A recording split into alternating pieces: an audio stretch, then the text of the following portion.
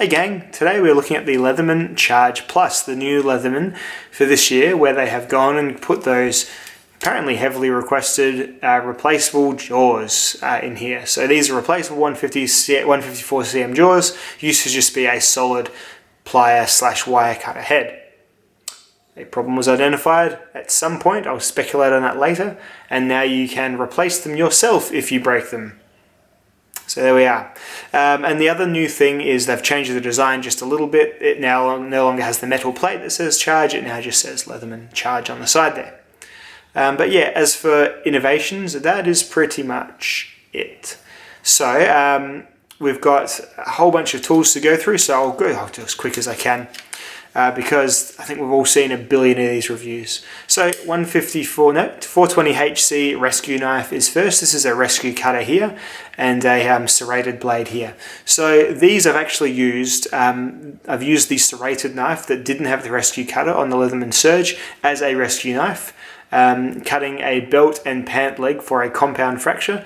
And that was very effective. This complicates matters a little bit further in that it reduces the rigidity of the tip. I have seen these snap before, and I don't find these, having been someone who's used these before in that sense, these are good for cutting things that are exactly that. But even like a pants that bunches up, this can then need quite a bit of tugging and sawing, and pulling and rotating the material against this blade here, which is a sharp blade, of course, but yeah, just I would probably just have preferred they'd not done this and had a fully fleshed out blade. There you go. In terms of my everyday carry use for it, I don't particularly use that at all. The other blade is a 154 cm plain edge blade, our Leatherman wave shape blade. Lots and lots of flat, some small belly, quite a decent point on it. Good scraping blade, good working blade. The steel in my testing lasts about 3 times longer than the 420HC from the Leatherman waves and surges.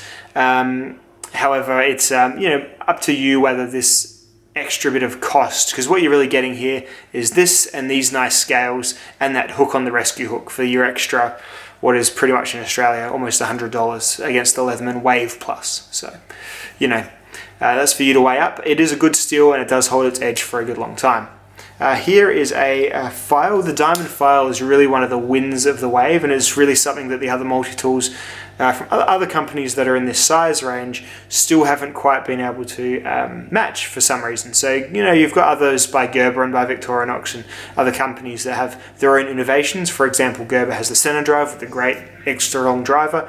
This is Leatherman Waves kind of and Charges thing. It's got the Surge, I guess. It's a nice diamond file, really does the job. I prefer this to even the Surge diamond file because it's just a bit wider, a bit broader. You can use this to properly sharpen knives in the field. It's probably the equivalent of about a 600 grit diamond stone, maybe 400.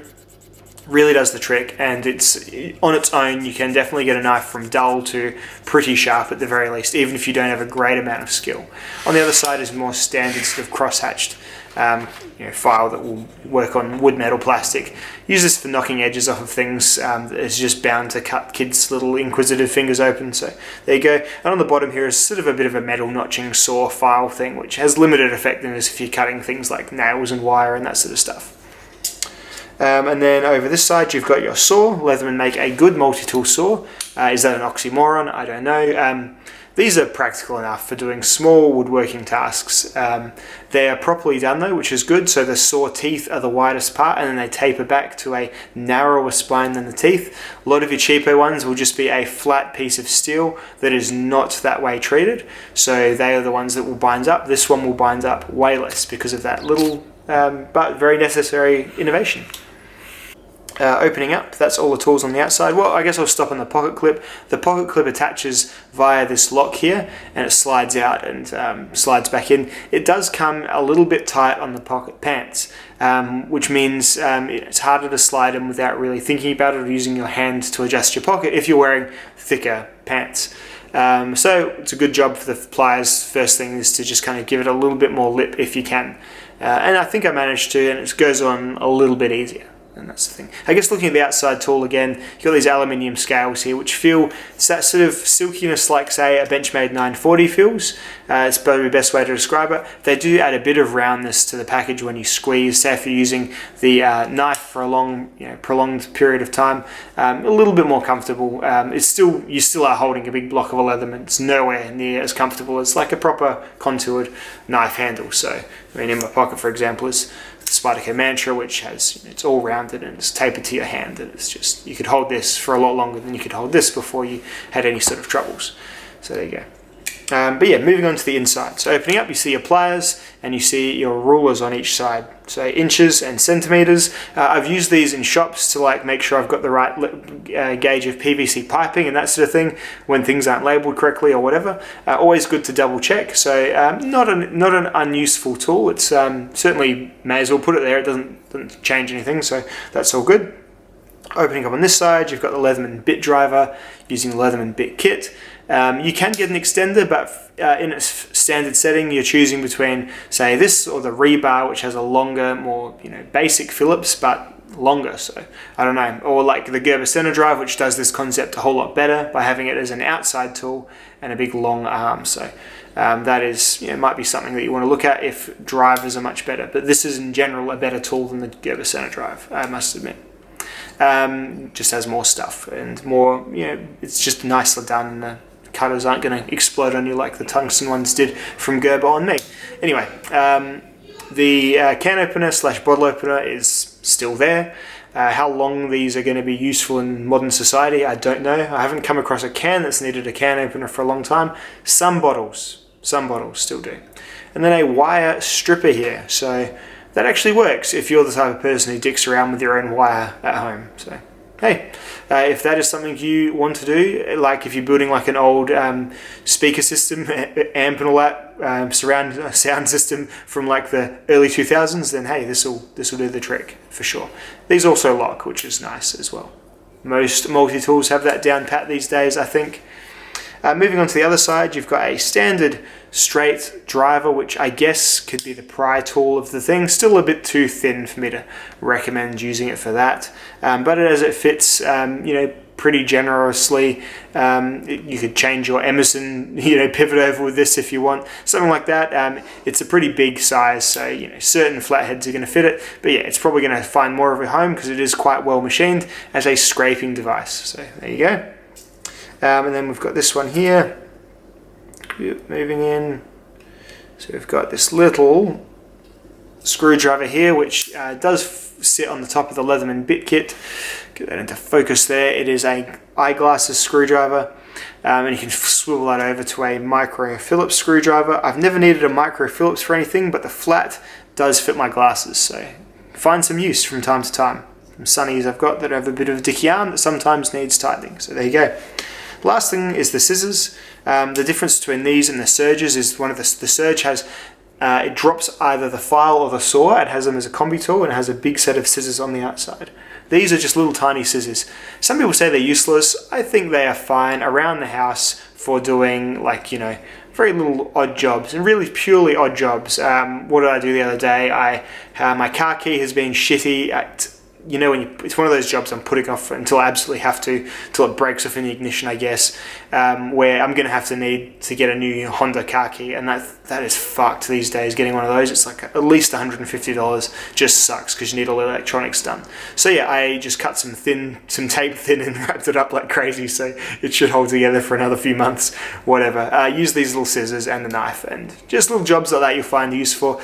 If you are really, really rich and this is your glove box tool, your leave and forget tool, you'll use it to wrap a present every now and then. I think I have a Leatherman Juice S2 or something in my glove box, and that is, has wrapped a fair few emergency birthday presents from time to time. So that is all the tools. Most of them are good. None of them are real duds, which is what you often get a few real duds on other multi-tools. Either the saws are sucky, or there's, like an awl, for example, I don't particularly feel like I need. You could use the can opener or the knife blade. But this is all gets very contentious with what people want on their multi-tools and whatnot. But yeah, overall, all the tools are winners, I think, if you are looking at rating them they're all a solid 5 out of 10 at the very least. Now, moving on to these plier heads. So the plier heads here, they good Leatherman style tips, of course. Needle nose tips come together really well. You can pluck hairs out with them, all that sort of stuff. The knurling is all very positive. The machining is done really, really well on the Leathermans. You really can't knock them for that. You can turn bolts, take off thumb studs of knives with these and another set of pliers. Absolutely, does all the good stuff. The wire cutters. So the 154cm wire cutters, I don't really see it as a benefit. On a tool that has a 25-year warranty, I guess it's a benefit that, yeah, you don't have to send your whole tool away and be without it for a couple of weeks. But then it means it costs you if they break when you're cutting things. The thing about these is you're not going to be really fitting much in there that you're not supposed to be cutting anyway. Yeah, unless you're trying to cut really big galvanized nails, which, I mean, I guess you probably deserve what you get. This is obviously not the tool for it, or bolts or something. But really, I always figured if you think your Leatherman's going to cut it, even your old wave without these heads, you cut it. And like Tim Leatherman would always do the nail stomp, where he'd put a nail in his jaws, set the tool like this, and step on it on the floor. And that was his kind of quality of the Leatherman original head, saying that this could do that. And then if it broke, you've got your 25-year warranty to fix it. Now if these break, you'll just get told, oh, just order a new set of these for like a nominal fee, which is going to be about probably 30 Australian dollars by the time you get them posted out to you from wherever. So I don't know if that's better for the consumer or not. And that being said, it has taken a little bit of the knurling away as well, but it's not a huge deal. This is neutral for me. I don't think this is an improvement particularly. It helps Leatherman because dented jaws are no longer something that they have to warranty, and it's in fact something that they can just sell little 154cm kits. Another thing about these is the Gerber ones are a bit less quality, but you can at least rotate them if they just get a minor ding on them. These you just need a whole new one. 154cm, I assume it's a tough steel. I've obviously chose it for a reason. But yeah, it's more of a debate for me rather than just an outright, oh, this is good, win thing. I don't know, am I completely missing the point on that? I feel like it's kind of helping Leatherman more than it's helping us, but I guess that's just me. Maybe I'm just a cynic in my, moderate age. But yeah, it's certainly an effective plier head still, and it will cut everything. I've cut stuff, I've cut all the wire I'd ever cut and all that sort of stuff with these. The old rebar ones are absolutely fine as well. Another thing I was wondering is that it's a little bit less actual steel around here as well, like as in the structure of the thing. It's a bit fleshed out. I don't know if that's a legitimate concern or not. I guess I'll keep you posted. Because my Gerber center drive, I broke that on just a piece of fencing wire that could easily fit in the drawers open that wide, and they actually shattered. Both the tungsten carbide bits shattered. But yeah, it's the head was fine because it had a lot of cheek around it. These have they've kept that slim profile. They don't have those big cheeks that say the Surge or even the rebar has. So I don't know. Interesting food for thought. I guess we'll just have to see.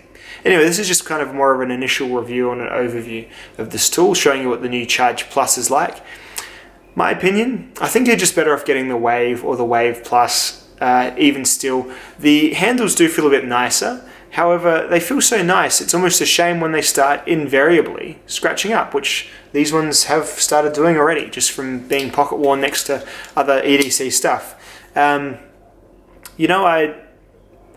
think it helps a little bit on the grips, and it looks kind of cool, but apart from that, I don't think it's essential.